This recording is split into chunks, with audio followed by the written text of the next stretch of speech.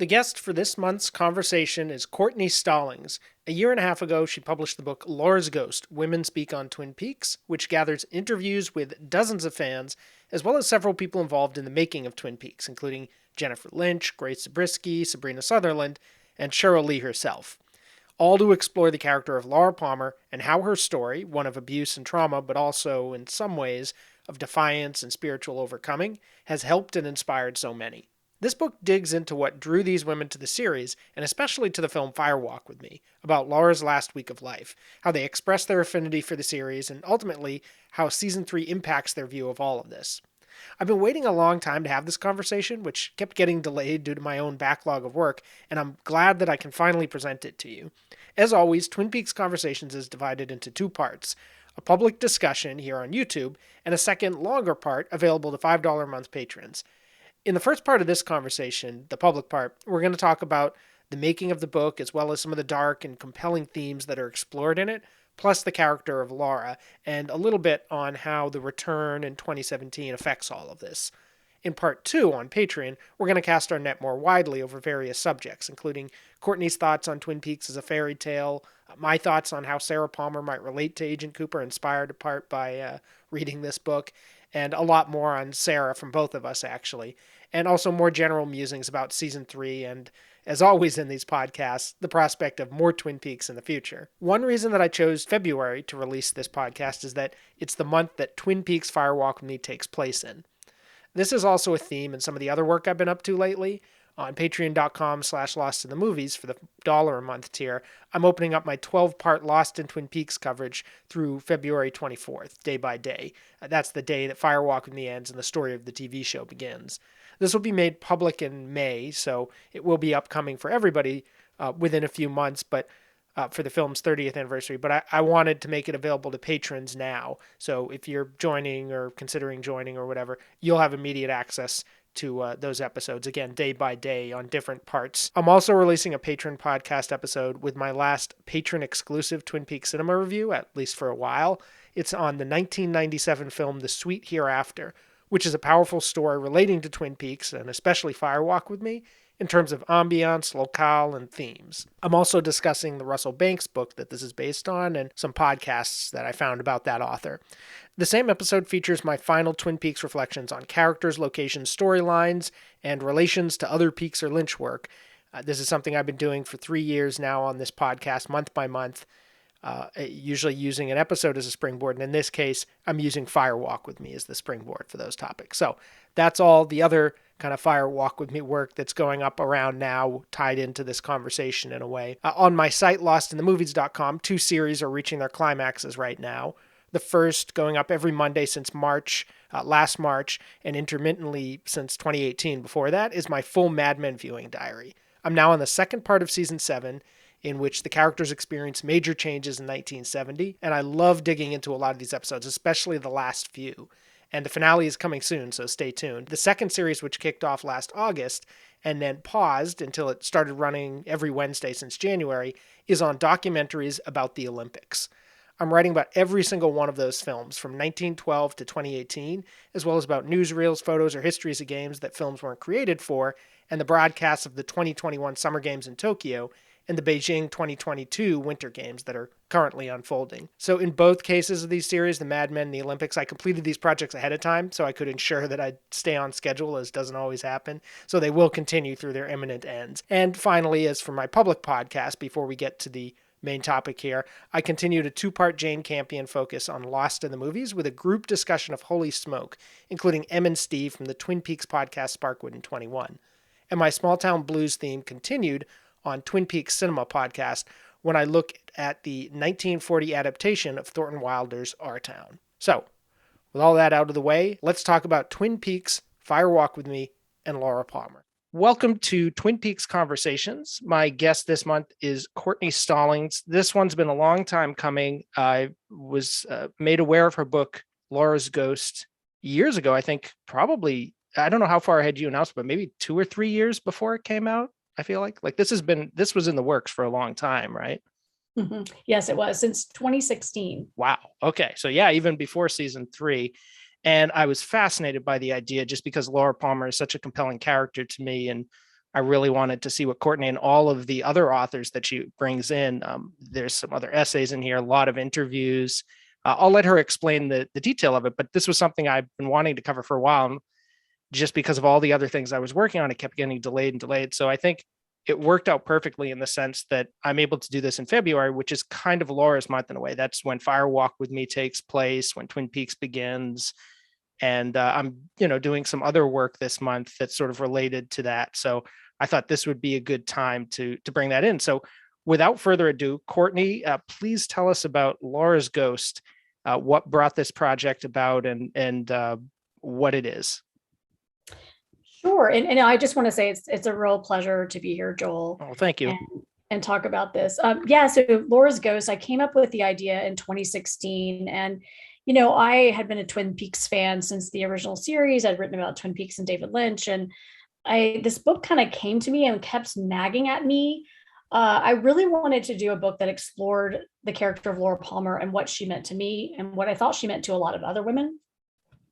Definitely in terms of her as a character who endured incredible abuse and in some ways came out the other side, depending on how you look at, her agency in the story.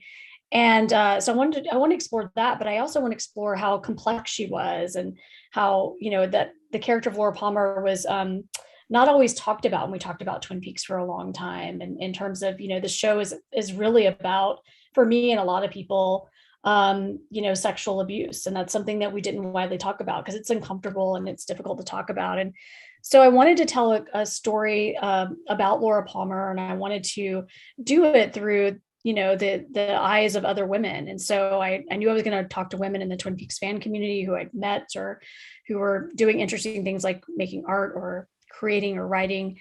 And then I also knew it kind of evolved. I said, okay, well, I also want to talk to the women who made this story come alive. Cheryl Lee, who played Laura Palmer, Sarah Palmer, who was the mother of Laura Palmer, so Grace Zabriskie, and then Jennifer Lynch, who wrote The Secret Diary. I also interviewed because that's so much of Laura's story comes alive in The Secret Diary. And then I also want to interview Sabrina Sutherland, who's sort of the voice of Lynch, but she's also been with Twin Peaks since the original season. And she, has a lot to say about Cheryl Lee and about the character and kind of the business side of Twin Peaks too.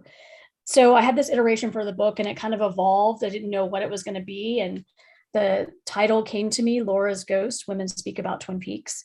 And I started interviewing women, and this book evolved, and it was published in 2020. And I'm just really honored at this, that so many women were able to tell incredible stories about survival, power, agency, and all about this character from Twin Peaks. It's a real honor. Yeah, there are so many voices in this book. It's amazing. I think I didn't count them, but I would say at least a few dozen, right? I mean, um, I felt like there were like a good 20 or so just in that first part alone. And then at the end, you have different sort of quotes from different ones on different topics, like almost like an oral history kind of style of it, but more about the themes of Laura and Fire Walk with Me and all that. So do you know offhand how many people participated in this? I think there was 26 Wow. Okay. total who participated. Yep. Wow. I really liked the title, the Laura's Ghost. And you mentioned that that was something you came up with like maybe a couple years into the process. Can you talk a little bit about how that idea came in? You write at one point in the book about a ghost story being about exercising or exorcising, I should say, repression. And I just thought that was a fascinating way to look at it and a real way into the story of Laura, where she is this sort of spirit that then becomes a character you really actually get to know. Yeah, the title actually came before I even really knew what the book was going Oh, to okay. be. And it kind of guided me through, it was the title kept telling me what the book was, and I wasn't always listening at Mm, first. mm. And but the title really emerged, and it kept getting after me. Like I wasn't sure I was going to do this book, or I was going to be able to, or have time to do it. And it took me a little while, but the title kept haunting me too. And this idea of the ghost, because as I talk about in the book, ghosts can be frightening things, apparitions from our past that continue to haunt us. They can also be powerful prophetic entities that inspire us or guide us. And I like this ambiguous idea of a ghost in terms of Laura Palmer. One, because this idea of repression, she was a character who had all this horror going on in her own life, but couldn't really talk about it or share it with other people. And I don't know if she would have been believed if she talked about it. And so we are grappling with that when we watch Twin Peaks, particularly Fire Walk with Me. And so that was a really powerful image of me, image to me of like this idea of Laura Palmer as a character who haunts us, who reminds us of the horror of sexual abuse, but who also, in my opinion, had agency in defeating Bob. And season 3, maybe people look at it a little differently, but I really felt she had agency, and that was a very powerful thing as a young woman to watch Fire Walk with Me and see her defeat Bob in that moment, but also to see her at the end of the film in the Red Room, smiling and happy and happily crying with Cooper. Yeah, I agree. I feel like that's kind of the arc of Laura. And for me, even after season 3, it kind of ends there. And that's something I think we'll talk about eventually a little more, how the return kind of plays into the idea of Laura. But if we can disentangle that a little for the moment, I would actually be curious to hear from you how this project evolved in its making, aside from kind of that major, because you mentioned it started in 2016, that major kind of interruption of season 3, which, that's worth talking about on its own, but just in other ways, as you reached out to people, as it sort of took shape, not just through your voice, but through theirs, just that journey of writing it. Is there anything that you can sort of share about how that evolution occurred? Sure. One of the things that I wasn't sure how I was going to structure the book at all, because I wanted to tell the stories of these women, but I didn't. And some people had shared traumatic stories of survival and abuse with me, and some didn't. And I thought that was, and some came to me later and said I didn't feel comfortable sharing. And so I said that's absolutely fine. You didn't have to do that. But I wanted people to look at like how much Laura Palmer meant to these fans and these women. So I wasn't sure how to structure it. So that structure evolved, where the first part is let's getting to know these women. And the second part is this is the real serious story of Laura Palmer. And then the third part is looking at season 3 a little bit, looking at the original series, looking at the diary and Fire Walk with Me in season 3. And one of the things that I thought was really interesting when I was interviewing some of these women is how much the secret diary meant to these women, because I had read it and it meant a lot to me, but I was surprised at how much it came up. And Jennifer Lynch wrote this incredible backstory to Laura Palmer. And in fact, Cheryl Lee said that when, she had already created kind of a backstory for Laura Palmer, and when she read Jennifer Lynch's book, she said there was a lot of overlap between the two, but they had not, conferred on it. And so that was the thing that was really interesting to me as I was, and so I knew in that third part when I was having that sort of oral history, as you describe it, with the women talking about the different ways that Laura Palmer shows up in Twin Peaks or Carrie Page, what that meant to them. And the secret diary was so surprising to me how much it came up. And I also felt like, aside from that ending, so much of it was structured in the interview format. And that was a surprise to me. I don't know why, but I had sort of thought it was going to be more an anthology of essays. And I actually really liked the fact that you have that thread throughout where your voice is in there asking them the questions. It almost felt like a guided tour or something, like it really kind of pulls together all these different threads. Was that something that developed? Did you know from the beginning that you'd be doing it in an interview format, or did that evolve as you looked at the material that you'd gotten? Yeah, I knew I wanted to do interviews. I knew that I would incorporate essays, but I didn't know to what extent, because I didn't think this was going to be an essay anthology. And I know that did surprise a lot of people. I think people thought, oh, this is going to be all essays. And I don't know if it worked or didn't work. You put a book out there and you always think, oh, maybe I could have done this or that. for me, it was important to get their voices directly because not everybody I interviewed was a writer, or who could maybe express themselves in that way. But I wanted to get their direct voice in there, and I also wanted to, I found I don't typically, in a lot of things I write, put my voice in there, but I this one was such a personal book for me that my voice found its way throughout, and there Mhm. was just no denying that I was going to include my voice no matter what throughout, but I tried not to make it too much about me. I really wanted the focus to be on the other women. You mentioned how certainly within the Twin Peaks community, and I think especially um, years ago, say like a decade ago and more, the idea of it as a story of abuse, and even in some ways as being Laura Palmer's story more than say Agent Cooper's at the Towns or anything like that, was kind of on the margins. And I remember that myself. I didn't come to the series until 2008 when the like right after the Gold Box came out, and I felt like in a strong but still minority that really valued Fire Walk with Me as central to Twin Peaks, and maybe even, I don't know if improvement's the right word, but sort of like the highest point in it. And that started to I noticed that starting to change. I would say it was already changing, but the pivot point to me seemed to be when the entire mystery and the missing pieces came out and people were sort of forced to incorporate Fire Walk with Me within the overall texture of Twin Peaks. So I'm curious for you, when you started this book, it was kind of just a few years into that process.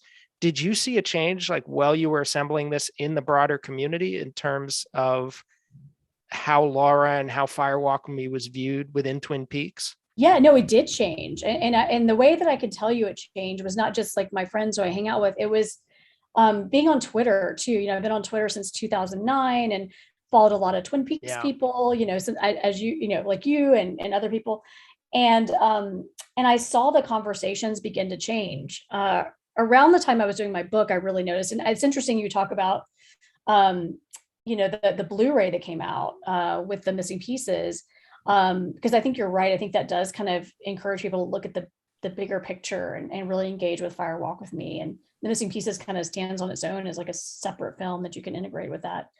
But there, for me, there was something going on in the zeitgeist, and Mm. it was before like the resurgence of the Me Too movement, but there was something in the air or something going on where so many women and other people were starting to talk about sexual abuse and harassment, and I think my book was kind of coming out of that era, and it was before Weinstein and before we were having really big conversations, but there was something going on at that time in the larger zeitgeist. And then I think Twin Peaks kind of became part of that too, where more women were speaking up in the Twin Peaks community about what Laura meant to them. Even men too were saying, yeah, I've been through some stuff and Laura meant a lot to me. I've had several men come to me and say, I really value Laura Palmer, because of what I went through. And I think there was just something going on at the time, and then my book was kind of riding along that wave of whatever it was. um, and it felt really good to be talking, for me personally, to be kind of talking about these issues, and at a time where people were starting to feel more comfortable talking about them. It's still uncomfortable, it's still taboo to a certain extent, but not like what it was. And I think Twin Peaks is one of the interesting things about Twin Peaks is it's, you kind of bring what you are to it.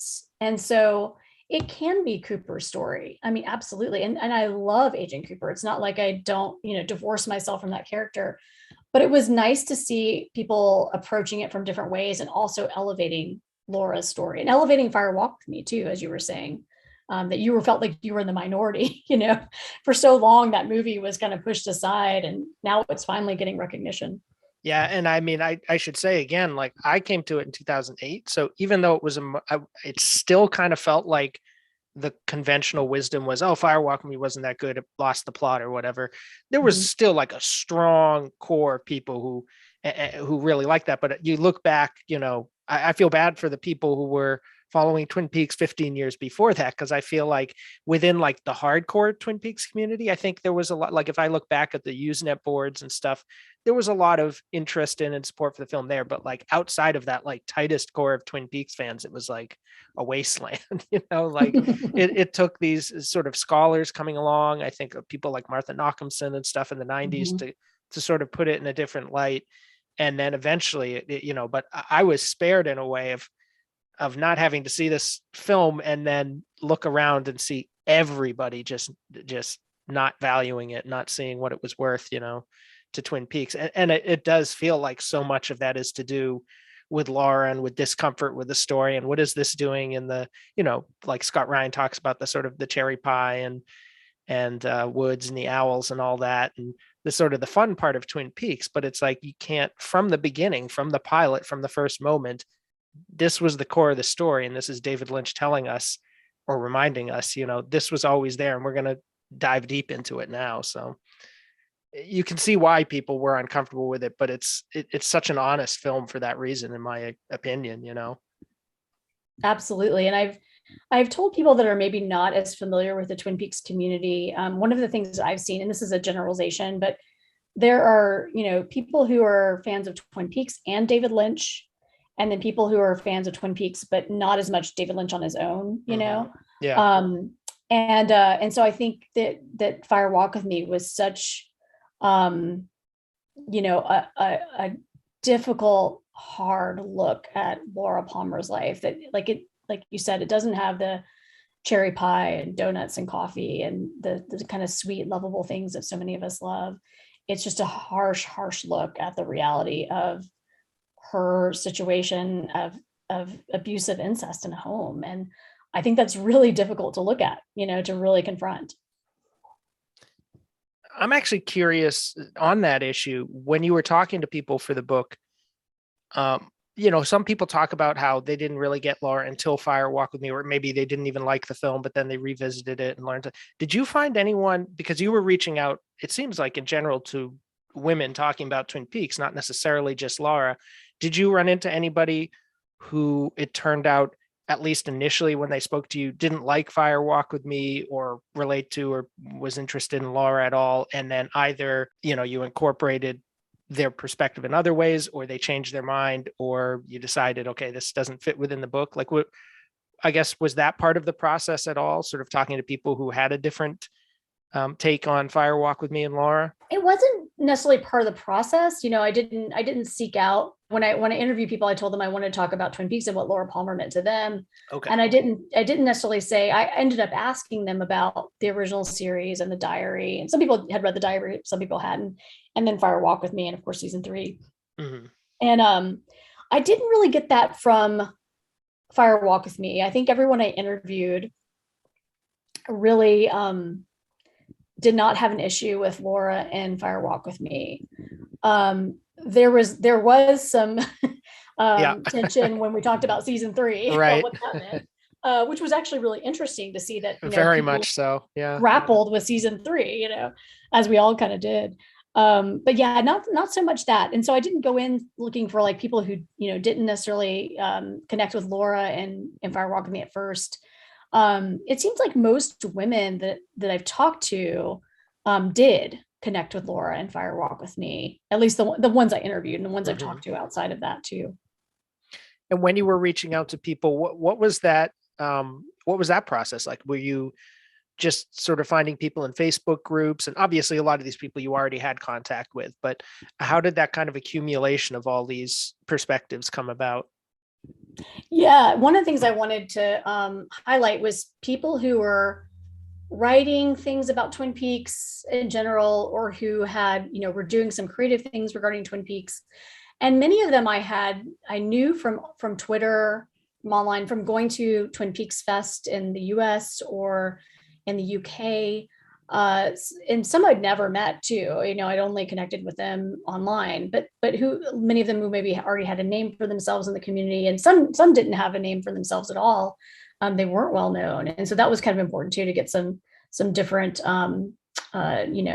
different perspectives in there. I noticed too that age-wise, there was demographic consistency in it. It seemed like there were maybe a few boomers, a few millennials. I think there was maybe one person who was like, I guess would be a Zoomer, was like, in college now. But so many of the people in it were Generation X, who like were teenagers at the time of the show. Did you find that to be the case? Am I correct in that assessment? Like it just seemed like there was a very strong connection there for people who this show came along at a time when they were like close to Laura's age and close to a lot of the characters in the series. That's absolutely true. And it's probably because my own bias as a Gen Xer, Fair enough. Yeah. but also, but you're right, that connection. I mean, there is not that everybody has to see it in the original run, but there is this thing about, when we saw Twin Peaks or Fire Walk with Me originally, it was a different world. We were having different conversations about things. And I get really excited when like Gen Z and younger, people discover Twin Peaks, because it makes me really excited, because it means like it's timeless and another generation is connecting to it. And so I was really excited for the Gabrielle Norte, the college student filmmaker I interviewed. She is such a huge fan, and as a filmmaker, she has really interesting things to say about the show and the movie and everything. But yeah, it is biased towards Gen X, and it probably goes back to the fact that that's me, that's who I am, that's from my generation. And the way that you mentioned the filmmaker and sort of other creative endeavors, the way that people engage with Twin Peaks in this is so fascinating. I mean, you talk to burlesque performers, you talk to the woman, what was her name, the one who makes all the dolls, and you have the photo of Millie New, yeah, that was fascinating, just the journeys that, and I can recognize that as somebody who sort of went down that rabbit hole myself with all the videos and stuff. It's like it gets a certain, like, there's something about Twin Peaks, and I know this is the case with so many fandoms, fans often creatively engage with the work, but it feels like Twin Peaks in particular, as people get into it, it's like they have to kind of make their own thing related to it. And so like you almost have to engage with it in that way. Like there's something, so I don't know if it's like the unfinished nature, especially before season 3, or what it is, or just that it's Lynch, but I don't know. I found that to be the case reading that, that everybody seemed compelled to sort of create in response to the creation. Yeah, and I interviewed so many women who are creative types, whether they're writing, photography, making things. And I think because Twin Peaks, and a lot of that is a testament to Lynch too, but Mark Frost as well. But yes, of course. And the other people who are working on it. But it's such a visual medium, and then the storytelling, it doesn't neatly wrap things up. Certainly season 3 doesn't, but it doesn't neatly wrap things up. And I think it leaves a lot of space for discussion, analysis, and I mean, you do it, with your show and your podcast too. This, it leaves a lot for conversation, like great philosophical conversations. Definitely. And the other thing that strikes me about this, talking about this process of reaching out to all these people and bringing them in, and how it evolved over the years. This is something I alluded to a little earlier, but there's also, the book came out, I think, did it come out in April or February 2020, like right around sort of the beginning of the year and right when the pandemic hit. So now, and actually you do mention, well, there's an interview with Jennifer Lynch in the book, now I'm remembering, that is during the pandemic. So how far into that did this come out? Well, it wasn't officially published till October Oh, okay. 2020. So my memory But is way off. Okay. no, but it's not. I think what you're thinking of is I finished my first draft like right before the pandemic hit. Mm-hmm. And so that, like in February, I guess 2 years ago this month. So February 2020. And that's that's around the time that, Jennifer Lynch was one of my last interviews.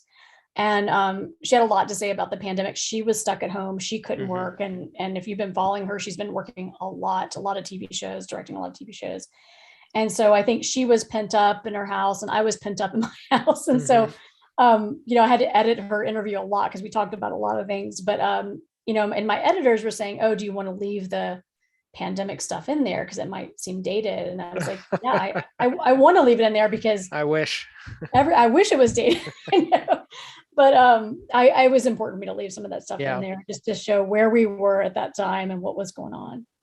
And it's interesting to look back on now. I guess this is sort of an open-ended question. Take this where you will, but what is it like for you now to look back on this book? And it almost belongs to a different, I mean, in terms of your memory of putting it together and what the zeitgeist that came out of it almost comes out of a different time in a way already 2 years in, it's sort of a different era there, pre-pandemic, where this was all floating around.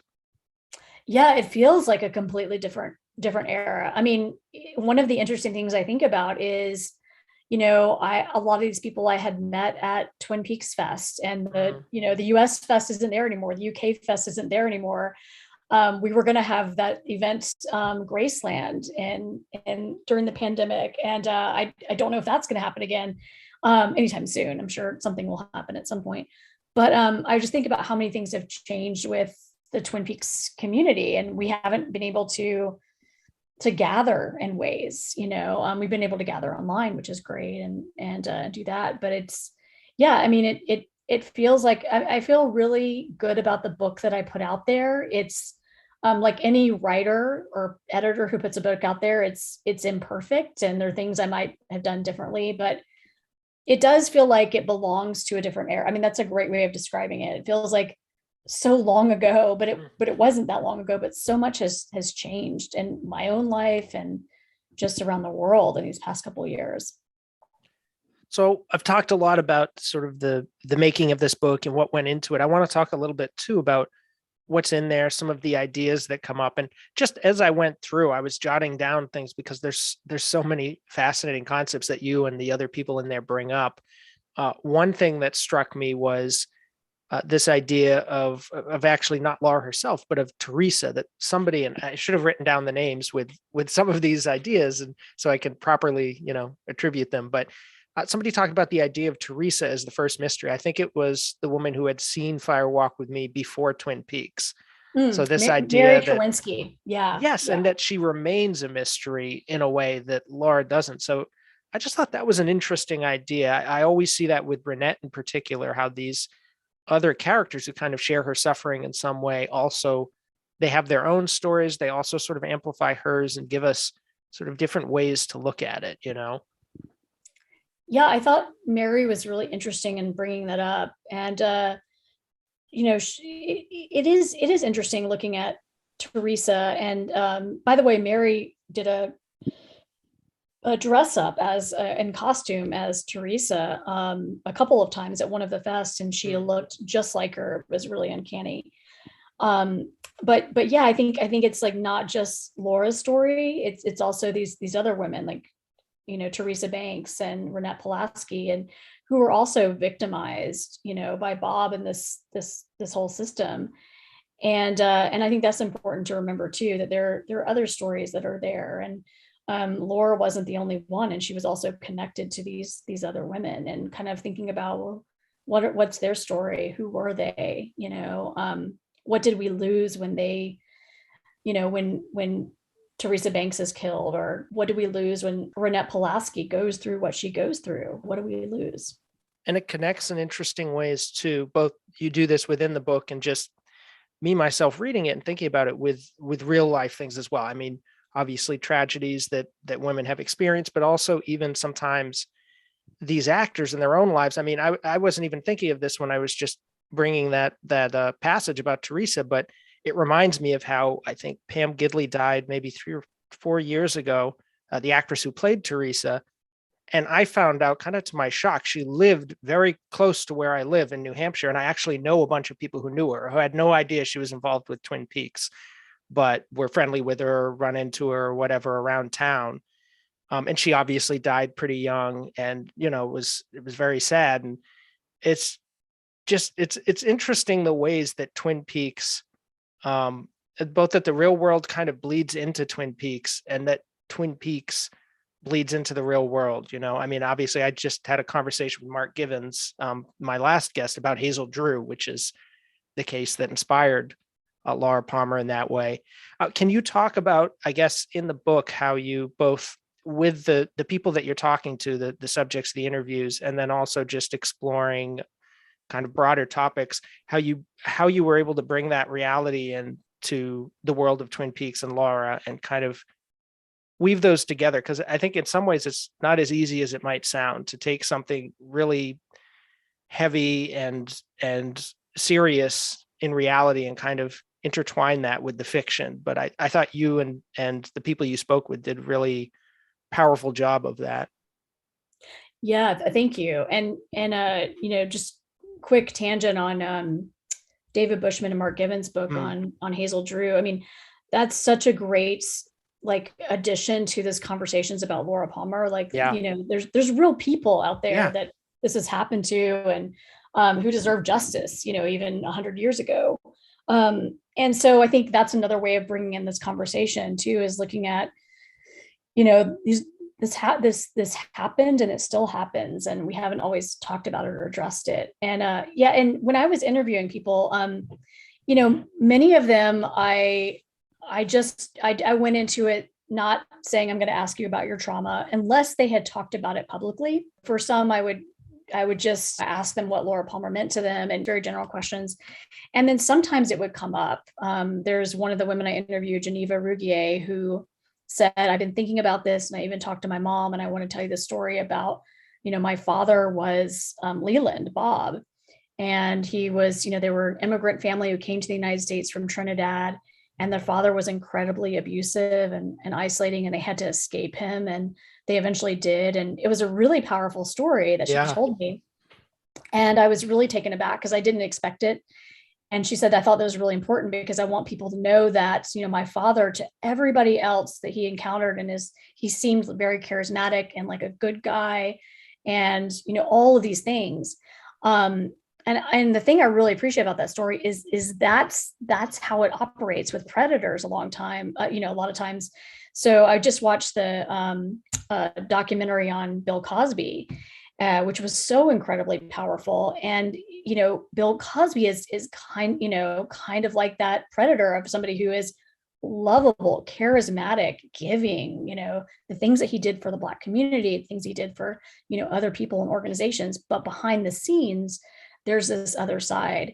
And that was what I was really interested in with Geneva's story too. Is she said, my dad was Leland. Everybody else thought he was a pillar of the community, but in our house he was something else. So those stories would come out, kind of just in the interview process.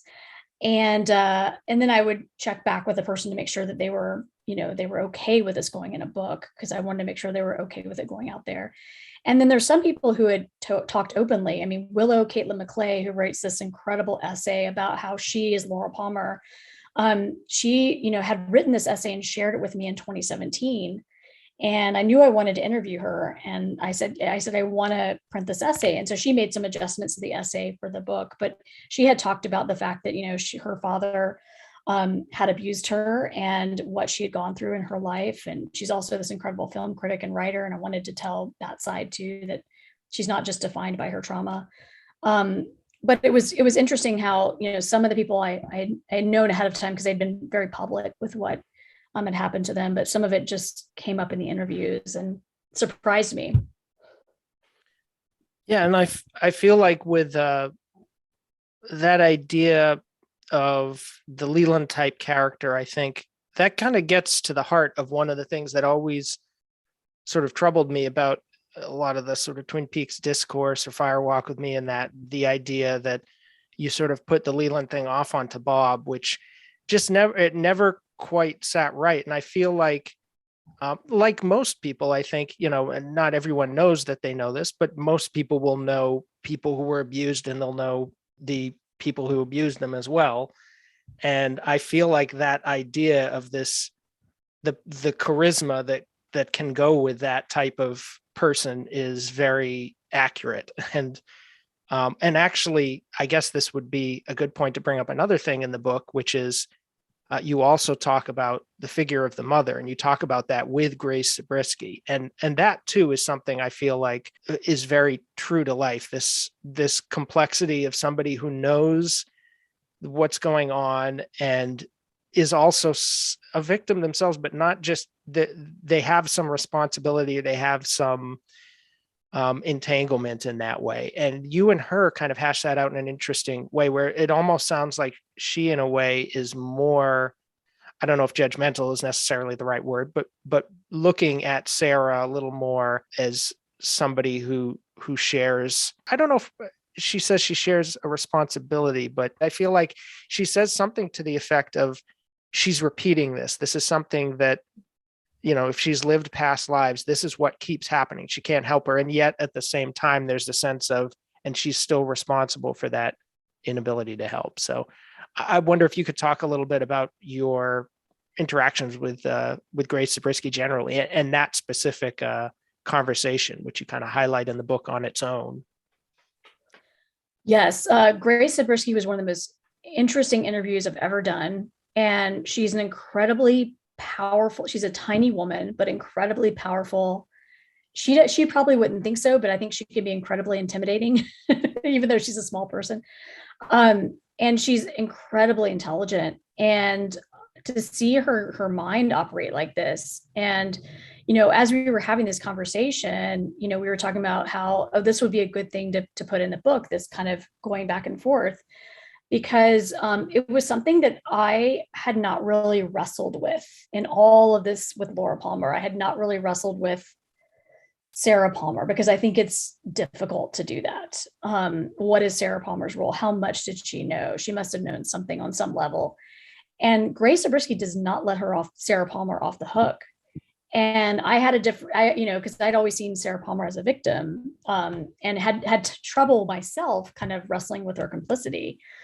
But when my conversation with Grace Zabriskie, Grace Zabriskie sort of forced the issue and made me confront that. And I thought that was a really good conversation to have, to share with other people, because I had never done that. And I don't know if other people had, but it's looking at, who are the victims in the situation, but also who are the bystanders. And the one person you would think would protect you would be a parent or your mother, and they're not. And that's a really difficult thing to think about.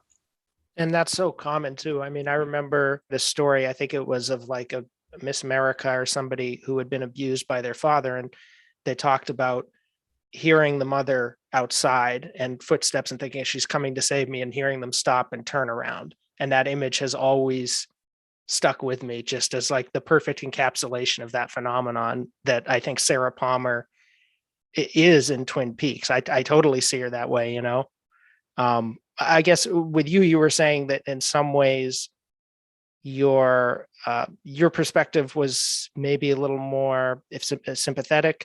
Did you feel it shifted at all after talking to her about it? Did she kind of, or do you see it kind of both ways at the same time now? I see it both ways, Mm-hmm. but it definitely shifted. It definitely made me, and that's a tribute to Grace Zabriskie, sort of, making me see the side, that, she is both. She is both a victim, and she is both a perpetrator in this. And she is guilty. And so that it made me wrestle with that seeming contradiction, between these two things. And I think that's a good thing too, to wrestle with that, because I think that was a part of the story that was in some ways more difficult. It's strange to say this, but it was easier for me to see, like, okay, the perpetrators, the father, Leland Bob, to, but Mm-hmm. really looking at Sarah Palmer's role in this was tough for me. And I think I appreciate the perspective that I have now. Yeah, that's a good way of putting it. Another thing with Sarah Palmer that's interesting to me is that's a character who I think very much gets put through a different filter in season 3 that is going to impact how you look back at that character. And as I recall in this interview that you had with her, she herself says, look, I can't, necessarily answer those questions about what's going on with this character. I have my own kind of understanding of it. And David likes what he sees, and we kind of play with that. But for you personally, how did season 3 kind of impact that understanding of Sarah Palmer? And presumably you saw that before you spoke to her as well, right? Yes, I Yes. did. Okay. Yeah, I guess I would see more of the story of Sarah Palmer in metaphor than I would in sort of a Great way of literal putting it. way. I totally agree. Yeah, and I this is something I've wrestled with too, because I like the idea of free will and agency. And so, if we are looking at going back to the young Sarah Palmer, or supposed Sarah Palmer, that Mark Frost confirms in his books. Right. The frog moth entering her, it's just all really fascinating. And I love that frog moth. That's the most interesting thing I've ever seen.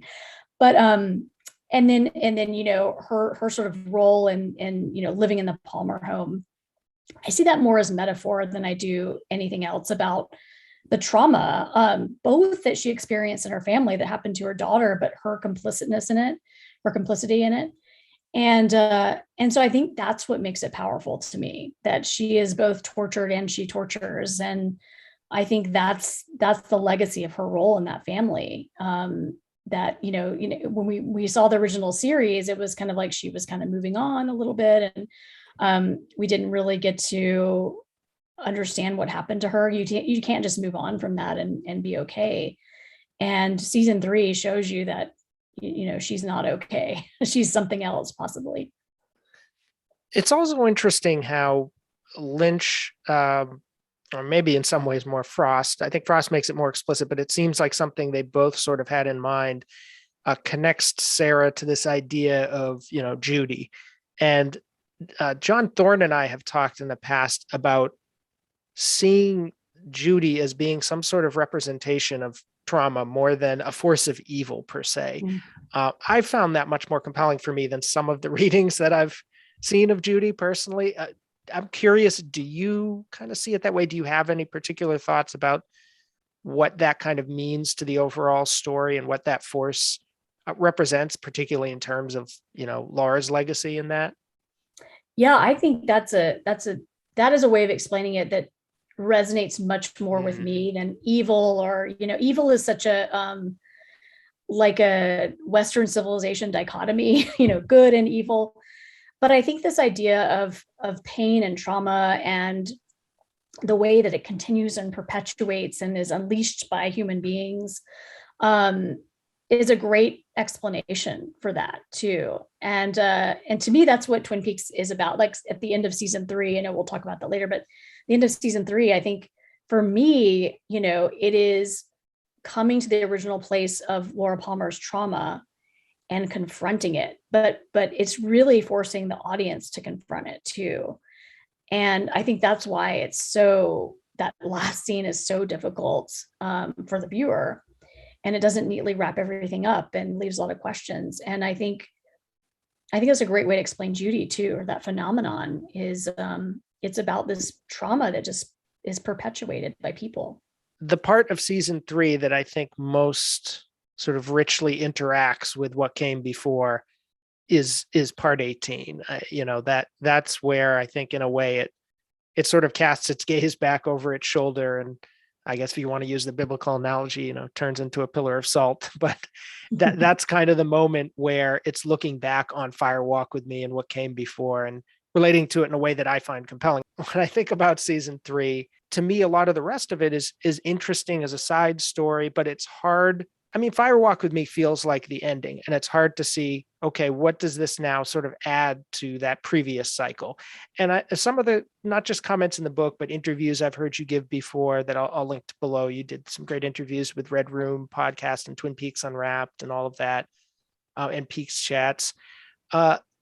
You talk about kind of struggling with that as well. I think this idea of, we had a story that felt in a weird way, because of Laura's whole arc, complete with Fire Walk with Me, and now all this other material comes in 2017, and how do we kind of work that into our understanding of Twin Peaks? Yeah, that's a really really difficult question, but a good question. Other people, John Thorne's one of them, and other people have said season 3 is really Cooper's story. In so many ways, yes, it is. And I think that's an interesting way of looking at it, and looking at how flawed, despite all of the things that we love about Cooper and how good and genuine he is, how flawed he is too. That the idea that he's trying to save Laura, but then does he diminish her existence? Does he wipe it out and create, Carrie Page?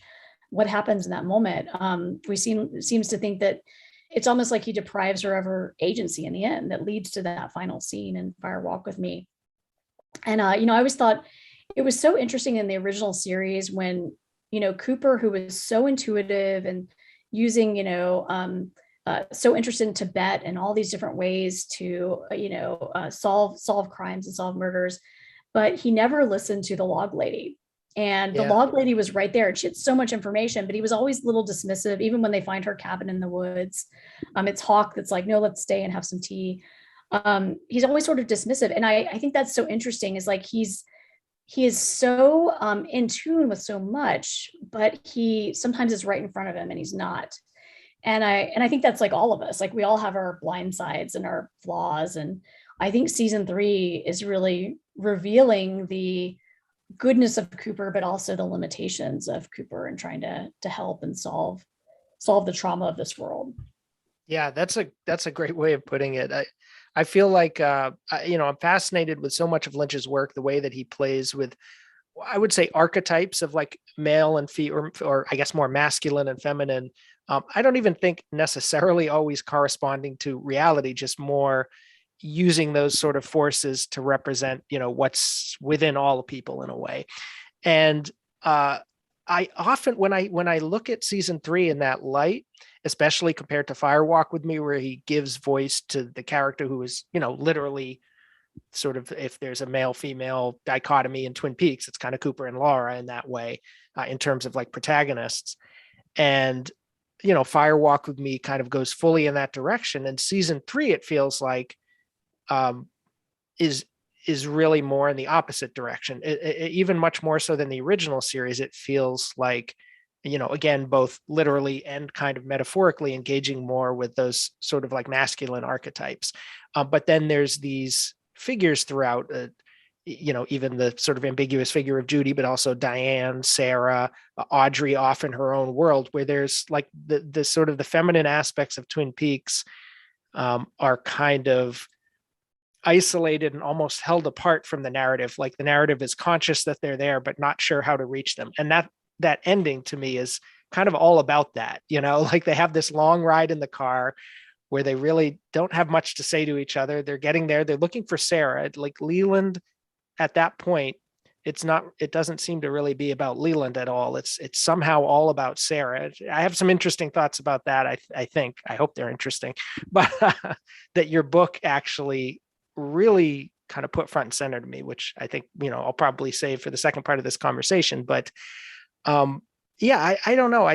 For me, the way to reconcile these works is that season 3 is almost like the absence of Fire Walk with Me in a way. Like what happens when you remove Fire Walk with Me from Twin Peaks, even though it's literally in there, that sequence, but that it's there and you're sort of conscious of the absence, if that makes sense.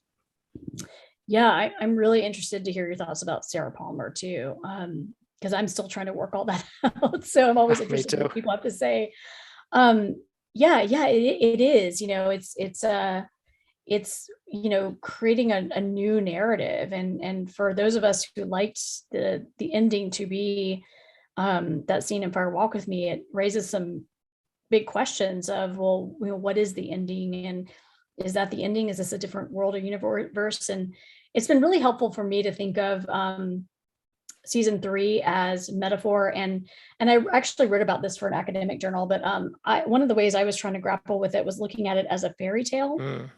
And so I compared it to like traditional fairy tales. And there's this great scholar named Jack Zipes, who wrote about how fairy tales can be subverted. And so to kind of cause society to confront itself and confront its issues. And so I did a lot of comparison of like, Cooper's the seeker and Laura's the princess, but this is how it's subverted. And so I used Jack Zipes, theories. And one of the things I said is, there's 2 sort of endings to Twin Peaks. There's this manufactured ending, which a lot of fairy tales that end happily have, where Cooper goes back to Janie E and Sonny Jim and has a sort of nuclear family reuniting and is happy. And then there's this other ending that is not the happy ending, but it's a more important ending where Cooper, Richard, whoever he is, and Carrie Page, Laura Palmer, whoever she is, return to the site of the trauma. And again, that's where the audience is confronted with what this story is really about, in my opinion. And I think that is where it's a subverted fairy tale, where doesn't end happily and wrap everything up, but it forces us to confront what Twin Peaks was really about, in my opinion. So I think we're going to build off of that idea, the fairy tale, the Sarah Palmer, and season 3 in general. In a moment, I'll kind of use this as the segue into the second part of this, where it'll be on the Patreon for the $5 a month patrons. But before we get to that, I always want to let the guest kind of let people know where to find them, what what we've been talking about, your main work here, this, or at least at this moment, the Laura's Ghost book, but also any other work that you want to share and how they can best support that. Yeah, sure. You can follow me on Twitter. It's Courtenay Cal, CourtenayCal. And Laura's Ghost Women Speak About Twin Peaks is available at Fayetteville Mafia Press. And 10% of the proceeds go to support RAIN, the Rape, Abuse, Incest National Network. And I'm also the senior editor of the Blue Rose magazine, which covers everything from David Lynch, Mark Frost, and lots of Twin Peaks too. Great. All right. Well, with that, on that note, let's talk, I guess, first a little more about Sarah Palmer. So the public part of the conversation ends there. And for the rest of it, over an hour, you can become a patron on patreon.com/lost in the movies for $5 a month. Every month you get access to the second longer parts of these conversations. And in this particular one, we got into some really interesting stuff, theories and ideas about Sarah and Cooper, and season 3 kind of traveling from the subject of the book to now more a kind of a holistic view of Twin Peaks as a whole, and kind of what it adds up to, or is missing, or needs still, or doesn't need, in our opinions. So definitely check that out. And thank you for listening. And make sure that you buy this book. This is a great read, really rich and compelling. That link's in the show notes below, the link to part 2 and other pertinent links to our conversation there as well.